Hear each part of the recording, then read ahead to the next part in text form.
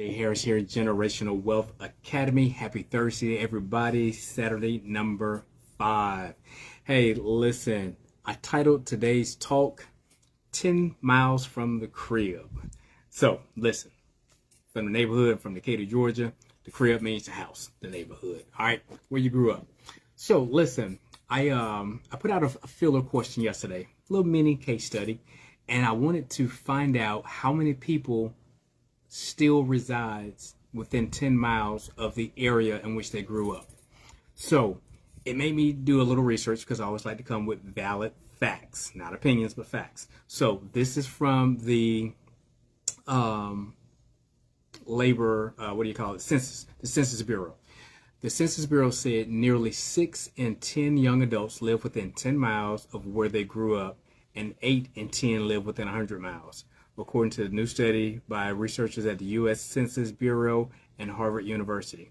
Even the prospects of higher earnings is more distant in more distant locations does little to change these patterns. So here's what it's saying: that many people just behavior wise live within that 10 mile radius of where they grew up. So what made this a topic of conversation for me today?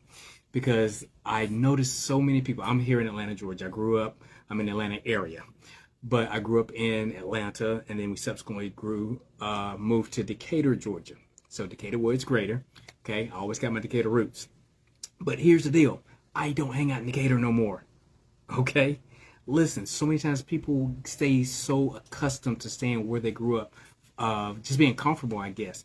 And I hear so many people. If you've been in Atlanta, you know about Candler Road. You heard about Candler Road in Decatur. Okay, here's the deal: Candler Road is not the best spot to be hanging out in. I'm from Decatur. I don't hang out on Candler Road. But I see so many people that I grew up with, went to school with. Everything, it seems like, revolves around Candler Road. Everybody's like, hey, look, I get my hair done on Candler Road. I get my haircut done there. I wash the car on Candler Road. Everything is Candler Road. So it made me wonder. I was like, listen, are people actually getting outside of the areas in which they grew up in? And what I'm finding out, more and more people really have it. And it's like they have that attachment to that particular area. So again, here, the people that I grew up with, went to school with, it's like they have a Candler Road connection. So with that, it's like you're limiting your possibilities. When I graduated high school, I went to United States Air Force. I traveled the world multiple times over. When Tara graduated, she went to the Navy. She traveled the world multiple times over. We were exposed to things. Our oldest DJ, he's in the United States Air Force now. He's traveling.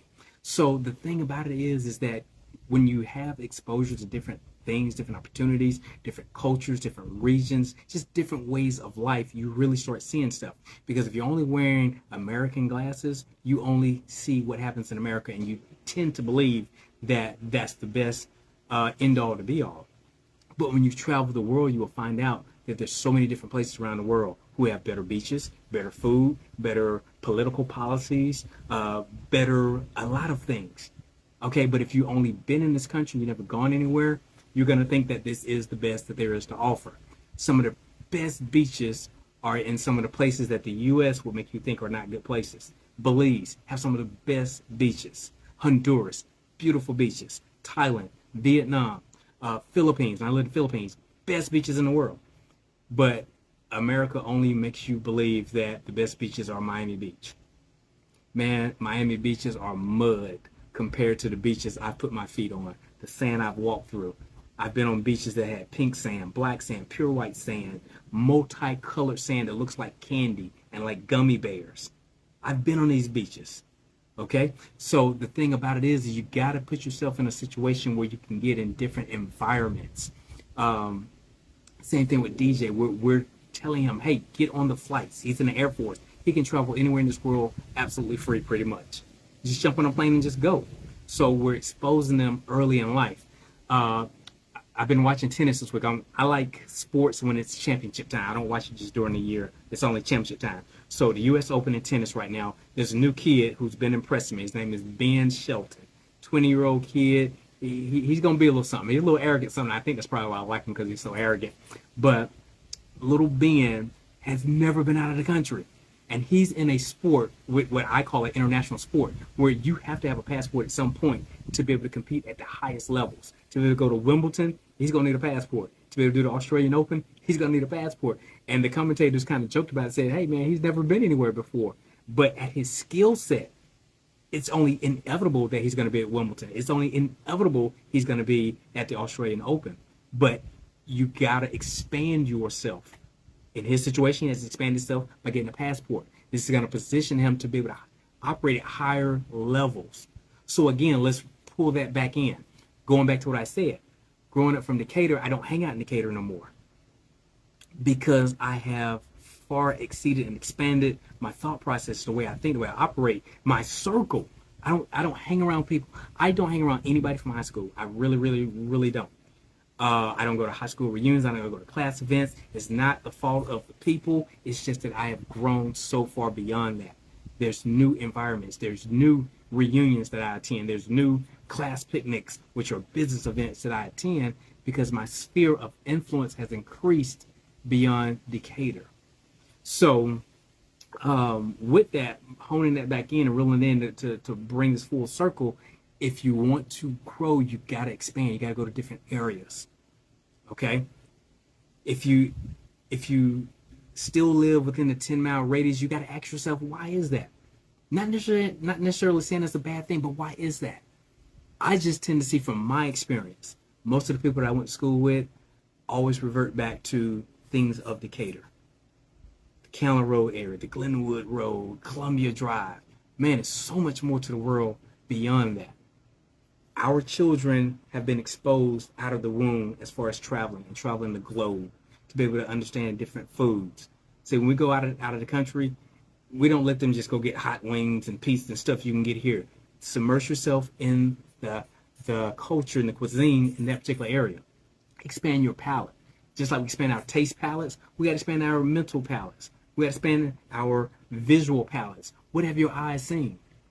Are your eyes just used to hot dogs? Are they just used to hamburgers? Are they just used to hot wings? Have you ever ate octopus before? Have you ever ate shark before? It's so many different things. I had this one thing we had in Thailand. I'm the type of person, I'll eat anything, tell me what it was later. But it was a rice dish. It had bee larvae, live ants, and something else in it. It was one of the best things I ever had in my life. And it was aphrodisiac, so it was all good.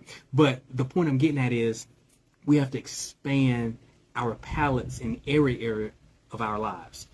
Not just a taste bud palate, but our mental palate, our emotional palate, because this starts expanding our emotional quotient. Okay? Just like you have an IQ, you also have an emotional quotient. You have a psychological quotient, and we have to build and feed each one of these areas of our lives to become a more well-rounded person. So again, like Ben Shelton, I'm telling you about with the U.S. Open in tennis, at some point in the very, very near future, he's going to have to get a passport. You don't want to be one of these people who never left their city, who's never been on an airplane, who's never left this country. I made a post a couple of weeks back, and it talked about that. Listen, if you've been with a person and they told you you're the most beautiful woman in the world, or you're the most handsome man in the world, and they don't have a passport, man, you can't listen to them. They ain't never been nowhere. They haven't seen the world to know that you're the best person in the world. You're the most beautiful and most handsome person in the world. Think about it. It's funny, but it's true. So, in moving forward, in propelling into 2024, so you don't wait to December to start talking about 2024. We think about this stuff like in second quarter, third quarter, and Q3. You see what I'm saying? You got to think about that stuff now to go into the momentum. So when you're running in baseball, you don't run to first base, you run through first base. As a track runner, you don't run to the tape, you run through the tape. Well, that's how you have to go into the next year. That's how you prepare yourself into 2024. You got to already be running. You got to already have those shoes laced up. You got to already be in motion to hit the goal on January 1st, first day of Q1. So start thinking about some of these things. Ask yourself, what am I reading? Who am I associating with? How am I utilizing my time? Those are the three things that changed for me 27 years ago to make all the difference. That's what continues to add zeros to my bank account consistently and persistently. Okay? So we can't keep doing the same things we've done for the last 10 years, 15 years, 20 years, thinking that year 25 is going to be better. And here's my litmus test. If you've been doing something for 10 years, 15 years, or even 20 years, and you still don't have the things in life that you think you should have by now, that way of making money doesn't quite work. It doesn't take 20 years of doing something to accumulate the money to do the things you want to do. We have to get out of the mindset, and don't teach your kids this either. Get them out of the mindset of thinking that you get paid hourly, but instead get paid for a result. So I gave the example. I can go out here and cut my yard with scissors. It'll take me 3 months to do. Or I can get a push mower. The push mower may take me a couple hours. Or I can get a riding mower, and the riding mower can take 20 to 30 minutes. Or I can really maximize my time, using my time at its highest and best use, and just pay somebody to cut the grass. And now I have that time to go do other higher performing things. Okay, so I hope that made impact. I hope it made a lot of sense to you. If it didn't, replay this, marinate on it, think about it a little bit, and just ask yourself, am I still 10 miles within the city limits or the limits of the crib? Or have I expanded myself physically and mentally outside of that 10-mile radius? All right, guys, I'm Dr. Sean J. Harris. Make impact, make money while you're doing it.